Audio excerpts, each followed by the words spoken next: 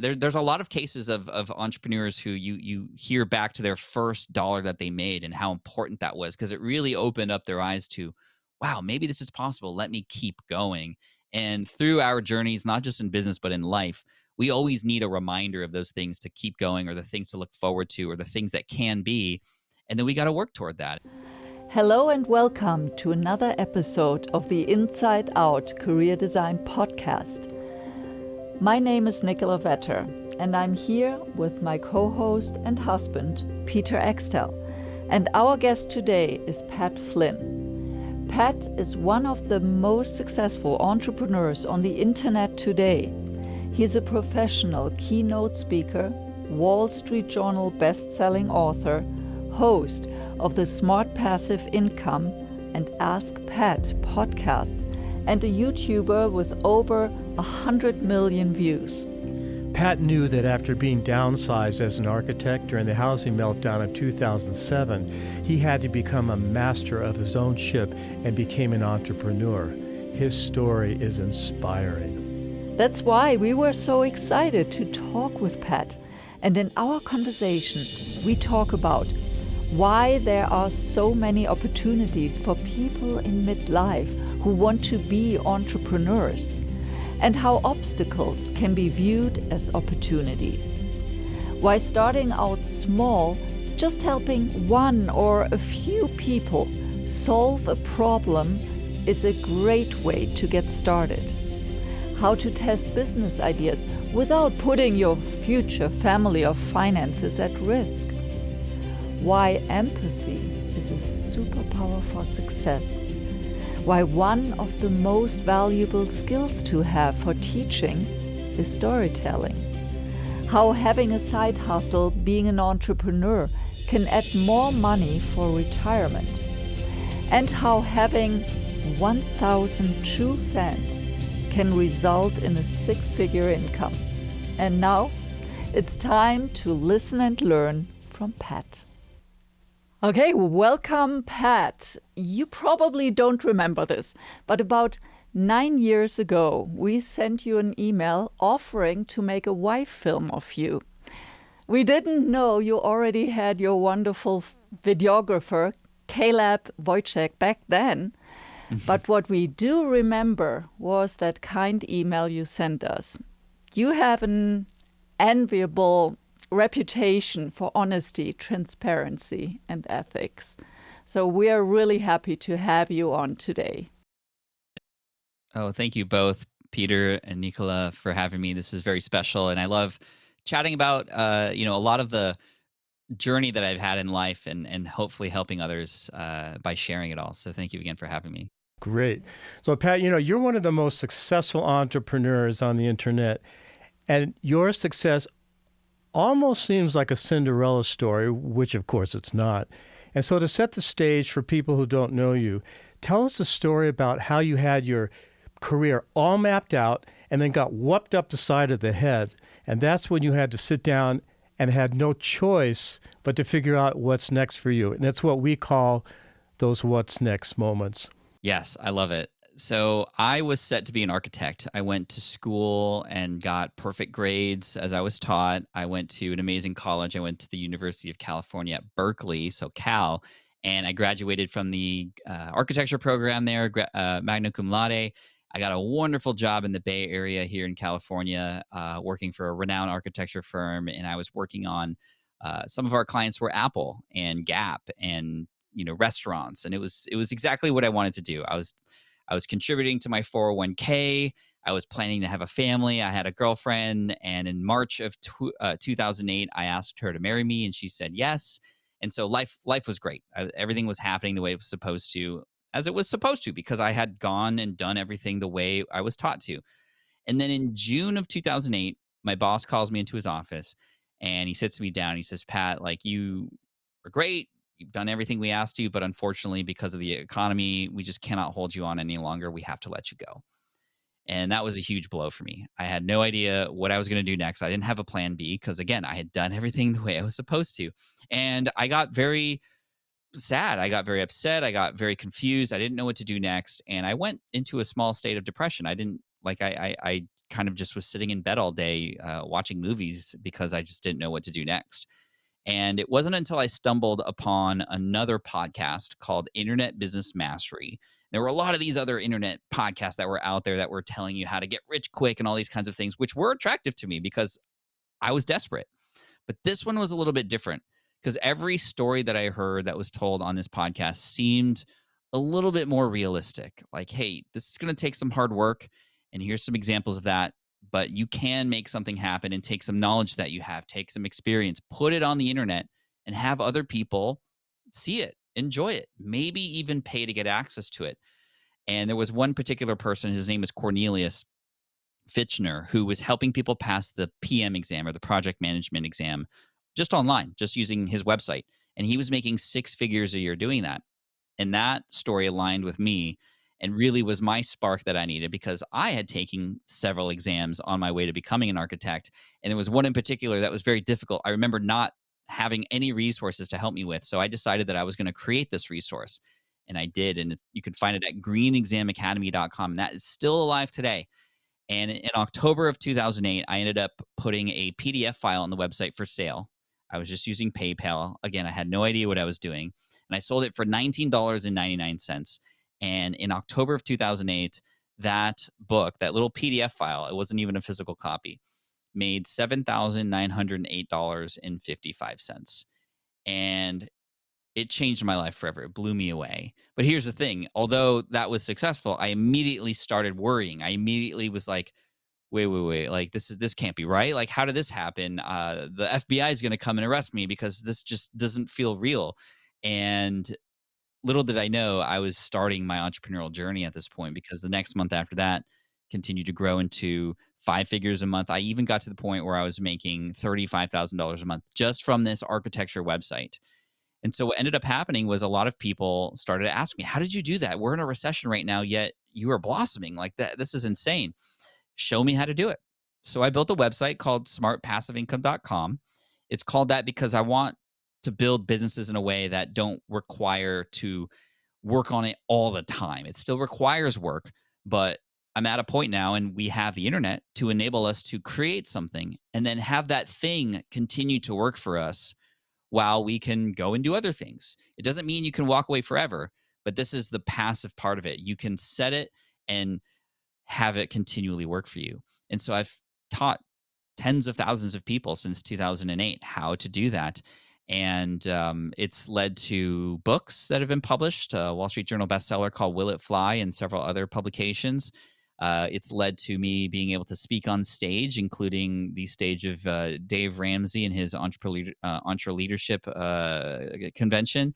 It has allowed me to travel all over the world, and most of all, and the most important thing to me is it's enabled me and my wife to both spend as much time with our kids as possible at their young age. And this is why I don't have a giant building with a bunch of employees. It's why I don't have physical products for all the books that I have, and why I'm so grateful that we have the internet to allow us to amplify these messages and help a lot of people, just like you're doing today with this show. We're in our respective homes or studios, and we can blast this out and help a lot of people who can listen to this from this point forward, which is amazing. So that's how I came to be where I am today. Absolutely. So we built out our garage here. Nice. Now, I would like to take you a step back and see, after you lost your job, your father made a suggestion about what you should do, but you didn't follow it. So tell us this spark that came. Tell us about that, why you didn't follow it. Yeah, so my dad, being who he is, he always seems to know all the right answers. He always has. He came to me after I got let go and I was feeling down. He said, "You should go back to school. You should go back, get your master's degree," which on paper was the right thing to do, right? I couldn't get a job. I actually tried to get an interview anywhere. I called every architecture and engineering firm I knew to try and beg for a job, and they weren't having it. Nobody had money to spend at that point. So let's go back to school. And he was right. I could have done that, but I was already kind of upset and almost gutted by the fact that, well, I had followed the rules before and yet I still got let go. I didn't have control of what happened to me. And that was the spark I needed to discover that, wow, I can maybe have a little bit more control over my life and what happens. And if I were to fail, I want it to be because I failed, not because I did everything right and then somebody else or some other external factors would consider me a failure. So this is what gave me that spark. And although my dad did not agree with that move that I made, he was supportive in the fact that he knew that, I knew that he would always be there for me and, support me, at least have a home for me to stay in if I needed. And I did. I actually moved back home with my parents for a while, which is not really what you want to do when you are about to get married. And that was kind of rough. And that also gave me a lot of inspiration and motivation. It's like being in my childhood home with my parents, um, trying to build something. I had every reason in the world to make it work, right? I needed to make it work. So that was very motivating. The other thing was the fact that I didn't have a safety net. I couldn't go back to architecture. So I really, I feel like if I did get an interview and I was offered a job around this transitional time, I probably would have taken it. I wouldn't be where I am today. So I'm grateful that nobody was hiring at the time. It's interesting to think about, actually. Yes. Pat, I'm so curious. People talk a lot about having a vision.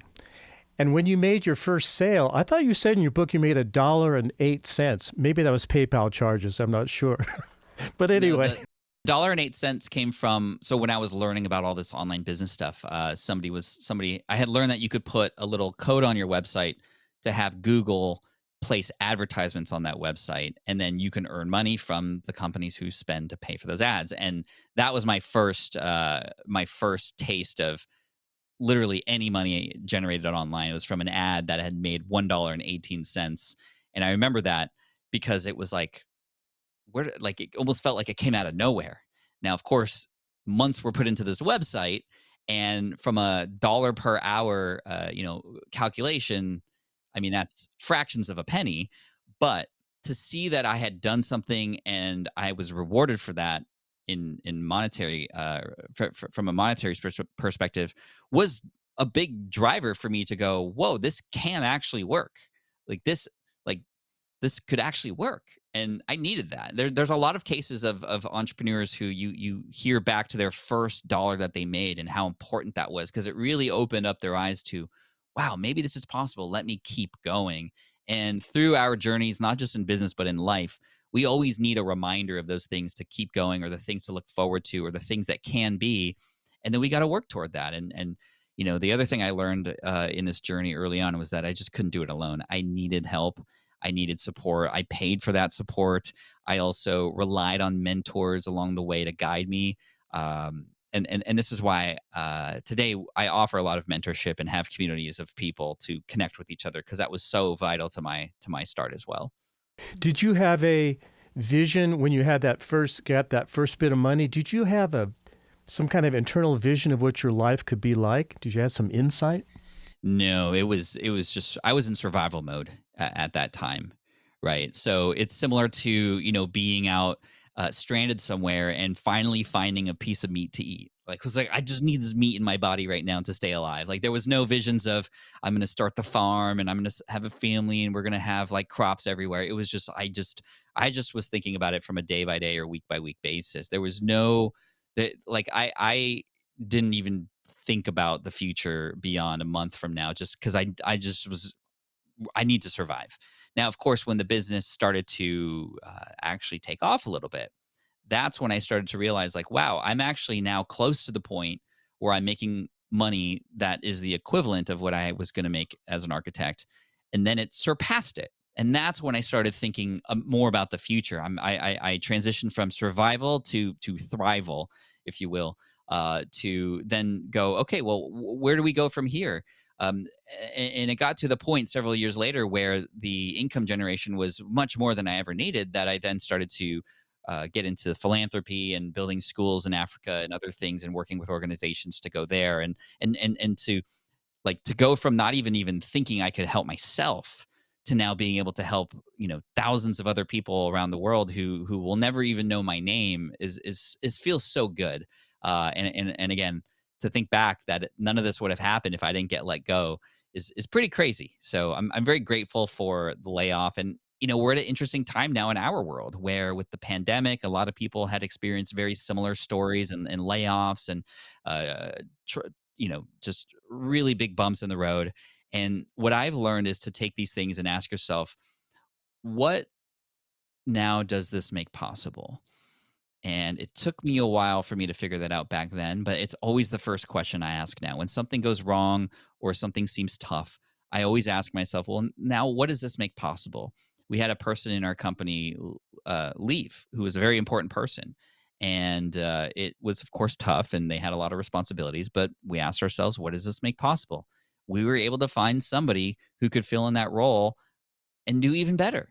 And so there's always a positive possibility out of something, even in the moments that are its darkest. However, sometimes you need other people to spot those spotlights for you because you can't read the label when you're in the bottle. That's another thing I learned. I need other people to read that label for me. Yeah, it's very helpful, I think, to have the support and to know what keeps you going when the going gets tough. So, Pat, the main question we are seeking to answer on this podcast is it possible to find an authentic, meaningful, and fulfilling life you love while building a successful and rewarding career?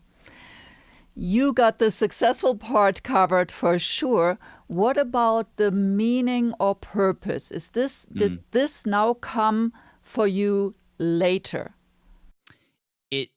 It did, and it came actually pretty quickly after I started the business because my wife got pregnant, and the birth of our son changed a lot of things for me. Before my son was born, this was 2009. Um, it was hustle, hustle, hustle, get this business done, like do everything I can, make as much money as possible. Like I need to just work until 2 a.m. in the morning and then just figure it out. But when my son was born, that's when meaning really started to matter. It's like, well, why? What's the why here? I was just doing the what other people told me to do, the what I thought was the right thing to do. But I never, even when I think about high school, it's like, why though? I just did what on paper I was supposed to do, but I never slowed down to consider why. And when my son was born, it was really like that was my first big eye-opening experience of a why opening experience, if you will, to go with the dad jokes, which I think everybody here is cool with. But sorry, they come out sometimes. I'm still very much a father, and those jokes just come out of nowhere. But like what happened was time started to matter, right? I started to see my son every day growing bigger and bigger and milestone after milestone and realizing that this was not going to be forever. And so time management and what I did with my time was really important. It didn't mean I dropped everything and no longer worked on the business so I can be with family all the time. And the opposite was obviously not true either, where I'm always working on the business and spending no family with time. But now it's the idea of, well, when I'm working, it's got to matter or else it's a waste of time. I need to prioritize. I need to know that at least I'm giving this work and I'm honoring the work and time I'm putting into work because if I don't, if I'm if I'm falling into a Facebook rabbit hole, if I seem to be learning about things that literally don't matter to me right now but are just, seemingly drawing me in for some reason, then that's actually time I'm taking away from my kids and that's not okay. So having a baby definitely got me to be more productive and more intentional. I'm not saying a strategy for growth is have more babies, but when you find what matters to you, then your time becomes more important and you start to learn how to say yes to the right things and also say no to the right things. And that was another big lesson that I've learned over time is, you know, knowing when to say no is really important. And the fact that, and I used to say yes to everything because I'm a people pleaser. I wanted to take advantage of all the opportunities. But when you say yes to something, you're also saying no to something else. And I've very much realized this, especially in business. I'm saying yes to this new opportunity, but then I'm saying no to that other thing I committed that I haven't even finished yet.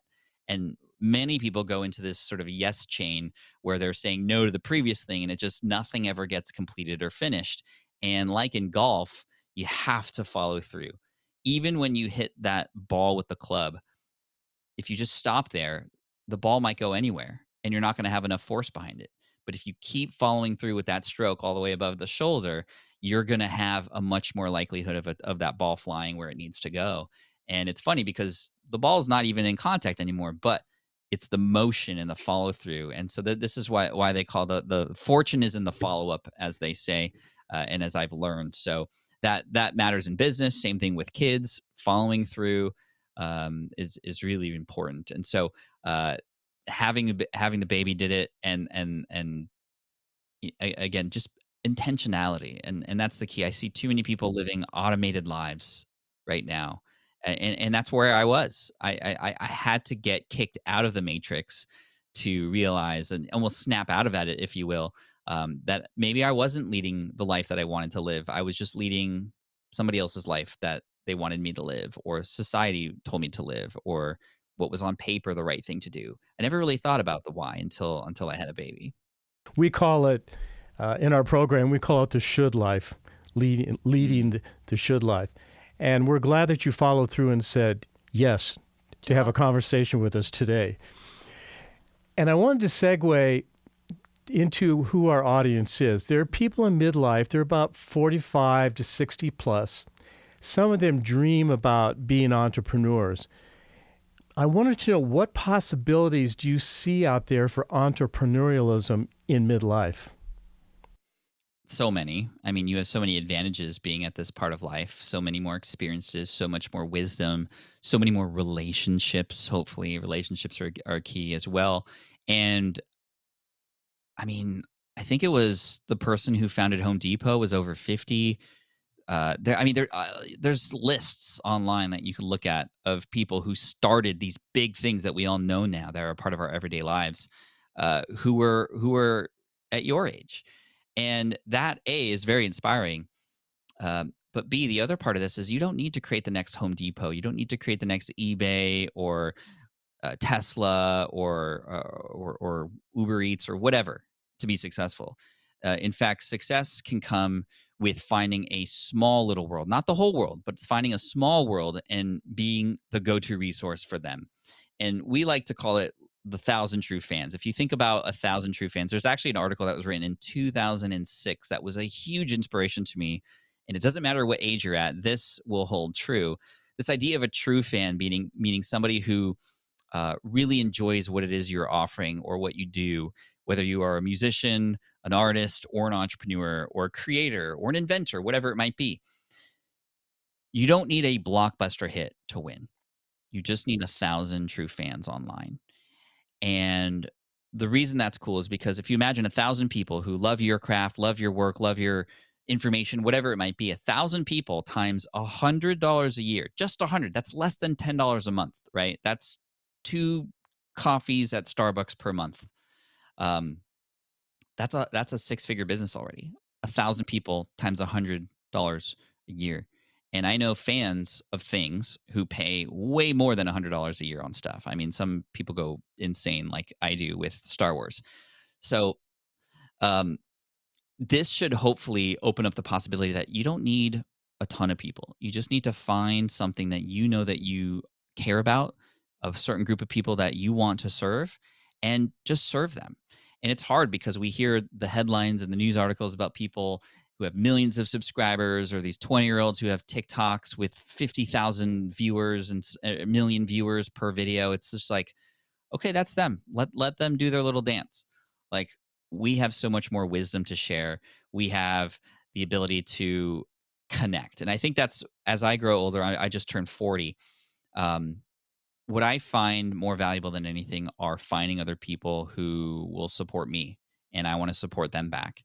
And a leader can step up in an online space, in a social media platform, on YouTube, or on a podcast like you guys are, and be a voice, be a voice to connect with. And when you create that little community, I mean, that community grows itself because people bring other people like them in it. So, I wrote about this kind of stuff in my book Super Fans, where people want to connect with other people like them.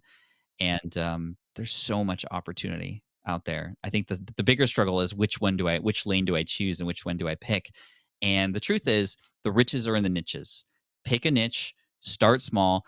In fact, if you wanted a very specific strategy for getting started, um, pick and find a group of people that you care about. That's very important. A lot of people start businesses just because, oh, they need help. I'm going to help them, and then they end up, you know, they end up like shoveling dirt just because there was an opportunity there. But hey, there's money in shoveling dirt, but that's not going to fulfill you. That's why I think starting with what's something that you care about where you feel like you can offer some service or offer some help or help something become more convenient. Start there. Find one person in that community, just literally one. Whether it's an online community or a local community or a meetup that you go to, find one person in that group who has a problem and solve that one problem for them. You might not know how, but just figure it out and work with them. This helps you find those people. This helps you talk to those people. This helps you figure out what they might need help with. This helps you figure out how to work with them. This helps you figure out what their obstacles are. All the things you need to know as an entrepreneur to learn the language of the people you're serving so that when you scale this later, then you'll know the words to say or what to put in an email or what to write on their blog or whatever. But the best thing about this is when you help that one single person, not only do you now have a testimonial, right, for the things that you now can help others with too, and they say, "Oh, have you helped anybody with that before?" "Oh yeah, so yeah, I've helped Jim over here, and look at where he's at now. He had this problem before. I was able to, with my experience and guidance, help him here, and look at where he's at now." Not only will you have that testimonial, but you will have unlocked in your brain that you can do this. And I'll tell you, when a person unlocks that confidence, just takes one person again, you almost begin to start to feel a sense of responsibility, almost an obligation. Like you have now a cure for a person's quote unquote disease, whatever that, metaphor is for them. You're going to do everything in your power to get that cure out there. I mean, that's how it feels when you know that you have this ability now, and it's a beautiful thing because I love marketing and business and entrepreneurship where everybody wins, right? You win because sure, you might be getting paid or if you've found your calling or you're fulfilled with that service, but your customer, your student, your mentee wins because they've now transformed because of you, and that is a huge advantage that we at the sort of middle part of life have over those who are just starting out. We have way more experience and guidance that we can offer for sure. So use that to your advantage. I never I never heard it. I knew this would be an amazing conversation, of course, but I never heard it put that way. That's exactly how we feel when someone says, you changed my life. You did this. That's like, never heard it put that way. That's how we feel. That really keeps us going. And I also, for our audience, it's so good to know Kevin Kelly's famous article on 1,000 True Fans. When you broke it down, 1,000 true fans around the world at $10 a month, and that makes it achievable because we get so influenced by it's this, and it looks so big. I think for many people, particularly people in midlife, who are, we encounter this all the time. They feel stuck. They don't know what to do. They're looking at the second half of their life. How am I going to spend the second half of my life? All these decisions that need to get made. That's absolutely fantastic advice. Yeah. Thank you. I'm wondering, can you share some more skills that you suggest someone in midlife who's considering being an entrepreneur needs to have? This one might feel like it comes out of left field, but for where in the world we're at now, you might think it's like be the expert or have the right information. Here's the truth. We are in an information buffet right now, and everybody is bloated. Information is not the problem anymore. It was back when I started. It was like there was a lack of information. So if you had the information, that is what was valuable, right? Now we're all stuffed. We're actually there's too much information. It's too much. It's overload, right? So the way that I like to think about it is instead of like just adding another plate to the buffet that everybody's at already, right? We think that's what it is. Let's create more content. Let's do this. Let's do this. I want to create the room in the back of the buffet that I want to invite all my friends to, and we're gonna have a chef come by, and I'm gonna treat my people with like the good food, the secret menu, the ones that not everybody else has, right? So that's kind of the analogy or the metaphor that I like with that. But the skill that I think beyond learning how to connect people together is storytelling. And storytelling has become, in a way, a lost art. It has become for a while, storytelling with your voice was literally the only medium, right? Before tablets. I'm not even talking iPad tablets. I mean, like writing tablets back in the day. Stories are things that people are just fine tuned to pay attention to immerse themselves in, and that's how we experience transformation is through those stories that we learn about. And if you can master storytelling, whether it is you are on a microphone or on a camera or with the written word, in a book, perhaps, you can guide somebody anywhere with a story. You can help them feel like this is relatable. You can help them feel like it's achievable. And this is the one thing that I try to tell a lot of my students with this world that we're in, with how crowded all the facts and information are. It's the story that surrounds those that will be the differentiator. It's the story that allows a person to connect to you as the creator. And so, if you're good at telling story, you're going to be that much more ahead of the game for sure. Because two people can share the same piece of information, but the one who tells it in a way that is emotional or makes a person laugh or makes a person cry or smile, that story is going to get remembered, and not only remembered, but often passed forward. And then now your brand is getting shared through that story as well. Um, I mean, we started this with you remembering the story of me getting let go and the story of my dad telling me to go get my master's degree instead. These stories are the things that get passed forward and remembered about a person. If you don't include that, then you are just a Wikipedia article. And in stories, there lies wisdom. Absolutely. Wisdom is really what people are craving for these days, more than information, as you just pointed out. Absolutely. I also would like to know, what helpful personality qualities do you think Mm. are good to have on the path to entrepreneurship? You got to be a good listener. You know, we talk about story, and that's you saying things, but at the same time, you also have to learn how to take things in. And especially as a creator, sometimes it's the hardest thing to do because your job or what you love to do is to tell or to share or to film or to record or to podcast. But listening to who it is you're serving is going to be really key. And so that can mean a number of things in a conversation. Taking the spotlight off of you and putting it on the person who you're speaking to has been one of the best strategies and characteristics that I could say has helped me and has helped others. My One of my mentors, James Schramko, said, "Stop trying to be so interesting and start getting interested." Put it back on the other person. In fact, Tim Ferriss, who many of you might know, a very famous author in the entrepreneurial space, and if you don't know him, it's doesn't matter for the story. He came out with a book called The 4 Hour Work Week in 2007, and this book hit the New York Times bestseller like unlike any other book that ever had before it. So fast, so quickly, it grew to number one. And when he's been interviewed about how that happened, I mean, he was sort of a nobody before, and this is his first publication, and bam, it's a New York Times bestseller. How did this happen? Well, he used to go to conferences where influential creators and bloggers and podcasters were, and he wouldn't go and say, "Hey guys, I have this new book coming out. Let me tell you about it. It's amazing," and it was an amazing book for sure. But he went and he wanted to learn as much as he could about everybody else.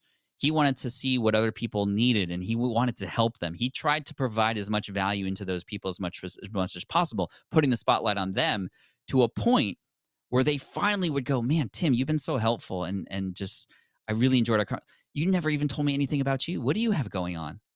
"Oh, by the way, I have this book coming out." And then they get interested because now they have a relationship. So I always come from a place of serve first. That is a mantra, a value that my team and I have. We actually have it printed on t-shirts for our team and even for our audience. Serve first, value first. Come from a place of service. Put the spotlight off of you, putting it on to those who you serve. And that actually then in turn grows your own spotlight. It's really amazing how that happens. The world has this incredible way of rewarding those who help others. In fact, it was Zig Ziglar who once said, "You can have anything in the world you want, so long as you help other people get what they want." I absolutely love that, and I believe it 1,000%. So that's number one: serving, and that. And to go along with that, the other component is empathy.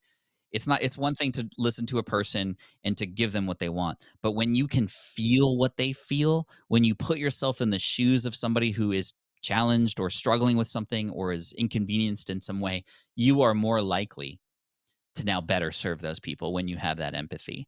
And this is why when I started teaching business, a lot of people wanted to hide behind their keyboards, like, just let me write the blog. I don't really, I'm scared to talk to my audience in person. I just want to talk to them through the medium of a blog or a video or a podcast. It's like you are doing yourself and your audience a disservice if you do not pick up the phone or get on Skype or Zoom or wherever and have a legitimate conversation with somebody who is in your audience. You will soon discover the exact kind of person that you are creating this for. And not only that, their stories are going to resonate with you. And when you create, you will now have a real life person to think about, not a made up person who's 37, who has 2.5 kids, who, whatever, like the statistics say. It's a real person who has a real name, because every person on the other end of that email list, every person on the other end of that YouTube view count or Twitter count is an actual human being. So talk to that human, get to know them, and that will guide you, I promise. I think you're absolutely right that empathy is kind of a superpower, particularly in this day and age, which there's a lot of lacking in empathy. We won't go there, but it is a superpower. And two stories come to mind. The first one is how we started this conversation. I was telling someone, Pat Flynn, 9 years ago, we offered to do this Y film for him, and he very kindly said no. But he sent us an email and he responded to us. And the second one was Seth Godin came to Denver. We went to a conference, and we offered to make a Y film of him, and he said, of course, he said no. But he sent a one-line email. Said, I like your show reel. That's when we were doing films. I like your show reel. That story and your story is embedded in that kindness. It's a story embedded in our minds that people remember. It keeps people going. Yeah. Yes. Yeah. Oh, yeah. I mean, it speaks to a few things. Number one, I mean, how long did that email take Seth to write back? Probably 2 seconds, but a little bit of a time and tension go a very long way. And just recognition, just this handshake was not left out there kind of awkwardly. When you go in for a handshake and then nobody shakes it and you're just like, kind of, ooh, okay. That's how we feel sometimes. But if somebody's extending a handshake and maybe you just have a quick handshake and you leave, it's still much more than most people will give. And in this day and age where everybody's so me, a little bit of giving goes a very, very long way. So I appreciate you bringing that up, and I always remember moments like that too, especially when they're unexpected. And it's sad that those personalized moments are what is different, but I also think that that's what's the opportunity for all of us out there. Yeah. Yeah. How do you think somebody can test being an entrepreneur, particularly in midlife, without risking their family or their future or their finances? How do you think someone could test? Yeah, start small, right? I think a lot of people think entrepreneurship is okay. I got to get a loan from the bank, and then I got to, get a building. Then I need an office, and then, like, okay, now I got to figure out how to help people. Like, no, it's actually very, very low risk. In fact, imagine the risk of not doing this. That's the first thing I would say. What are the consequences of you not doing that? What will the regret be like by not even giving this a chance? That can often feel way more heavy than at least giving it a shot and then at least getting an answer. Will this work or not? That is so much more beautiful. And in most cases, you'll get an answer either way. With it, whether it works or not, it is still valuable because you can take that knowledge of that mistake or failure and put it into the next thing or learn to go a different direction. You cannot possibly move into a different direction if you're not moving at all. The object at rest tends to stay at rest. We got to get out of rest, but you don't have to go 90 miles an hour out of the gate. I kind of already gave the structure for how the best way to start would be to find that one person, help them solve one problem. Many people come to me and they go, Pat, I don't know what I should do first. Should I create an online course? Should I write my book? Should I do coaching? I don't know. And I'm like, you're asking the wrong question. Who are you going to serve and what's one problem you can solve? Solve that one problem, even if it's very manual. The cool thing about this is You can do it in your spare time. You can do it without a website needed, not even really anything technological needed that you need to know now. You can figure that stuff out and help solve that problem along the way with that person. And now you have a structure for how that might be done with the next person and the next person and the next person.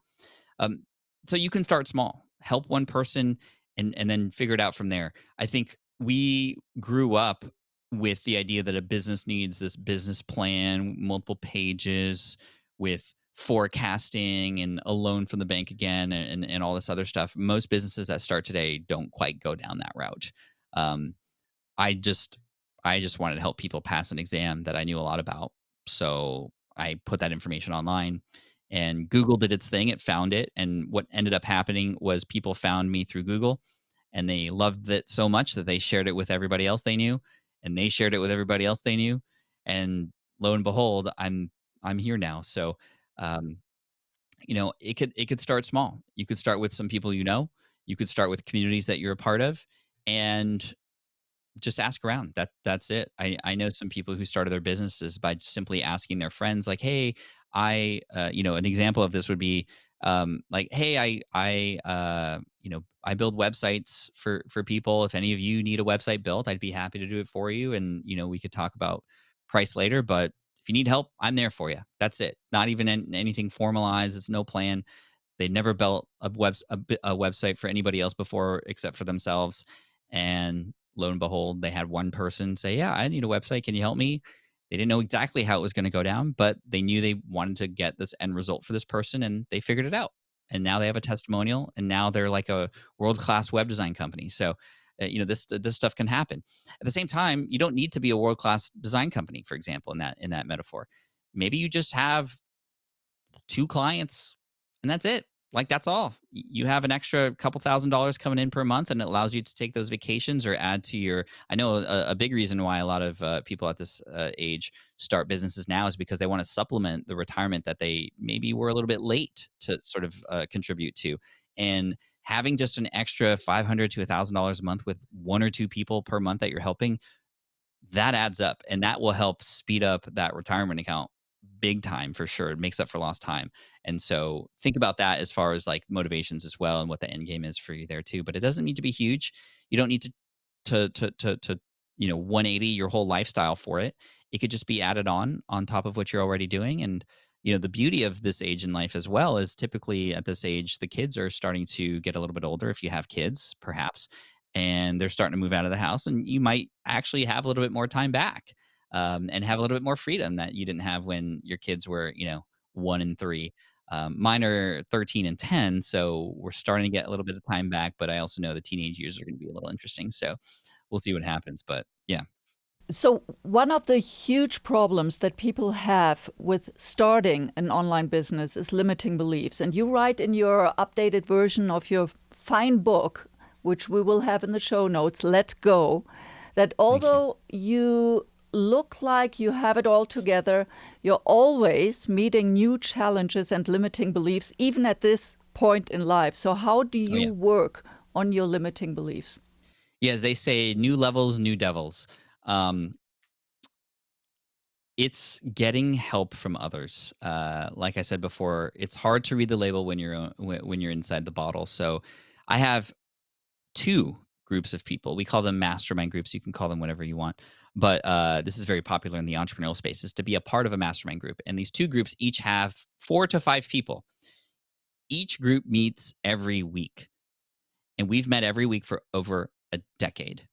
And every week, we're there to support each other, to share what is going on, to share the wins in our lives, and to share where we might be falling behind, and to expect brutal honesty from the other members of the group, knowing that you will get that brutal honesty back when needed. And so there's been several times in my life when I've been overworked or burnt out, and I've gotten direct counseling from these people who I trust so much, and it's like in the totem pole of like people who are important to me in my life, it's my family and then my mastermind group, and they feel the same way about me as well. And so we are always there for each other, and can rely on each other. Although we started this specifically to help each other with our businesses, I would say 75% of the time, most of the conversations are not even about business, but about life and navigating the life that we're in.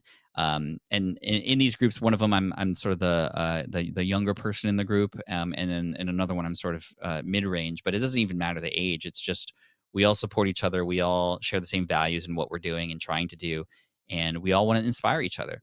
So that's been really key. Um, Again, the biggest thing I've had to learn over time is when you grow and your business continues to be successful, you will get more opportunities than you can handle. And for a while, I was saying yes to every single opportunity, every single speaking gig, every single partnership. I wanted it all because I was just in this hoarding mentality, and it was my first time experiencing this. So, like, what if it goes away? What if this is a one time thing? But I think it was Richard Branson who said, like, business ideas and opportunities are like buses. As soon as one leaves, another one's just going to come and be ready to pick you up. So I feel like that. I feel now when I say no to something, I feel empowered. I feel like that is me expressing my freedom of time and space. And so I opt out of things to re-opt into the things that are important, right? Probably the biggest example of this was I was offered a CEO position at a hosting company a number of years back, and I mean, what they promised me was incredible. I would have had to move to a state in the middle of the country, which wasn't that favorable for me in particular, being in San Diego. But the money and the prestige and what it would do for my career would have been incredible. But because I knew where I wanted to go and what was important to me, I didn't even hesitate. There was no reason for me to say yes. It was a quick no, even though it was potentially an 8-figure opportunity for me. No, like, okay, so I have that money. No, like, no, it like that doesn't change. Like, no, it didn't. Like, to me, it's so obvious that that's something to say no to. And I think a lot of us don't have those parameters or even filters in our lives to guide us through. And so a great exercise for us at this stage in life might be to reassess what our goals might be. We maybe had goals when we were in our 20s because we are hustling and we're doing things, we're working hard. Now that we're, in our 40s, 50s, 60s, now might be a time for a great reset of the goals that you have in life and to understand, okay, well, what are we working for now? What's the why here in this stage? And how might a business kind of support me with that? And what will delineate what a yes is and what a no is, right? For example, I can imagine a lot of us at this age might say, we don't want to be locked down to a location now. We want to have a little bit of freedom with where we go and when. So that can then help you with the business decisions that you make. Okay, maybe I'm going to build a business, but it's not going to have an office, and my team's going to be remote, so that we don't ever have to worry about having a specific location. Or maybe you've always had this dream for a building and a corner office. Well, go make that happen. So I think every person's different. And my final piece of advice would be find the mentor out there who is living that life that you see yourself living too. And just learn about them, learn from them, figure out what they're doing.